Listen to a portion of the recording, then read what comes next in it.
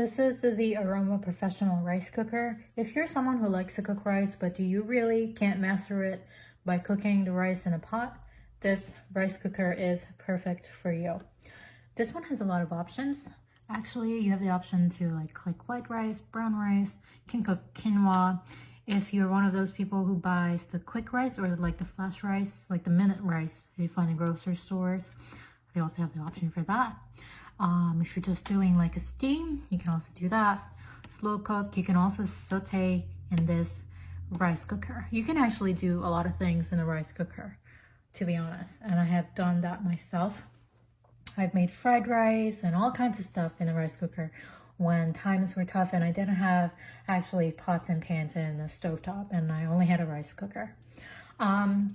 This comes with this like this little bowl, so this is for when you want to steam stuff.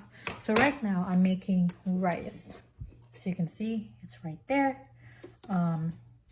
If you want to say like steam vegetables, you can put this on top, put the vegetables in here, close it like that, turn it on, and then you click on whatever it is you're cooking. In this case, I'm cooking the white rice, so this is what I would click.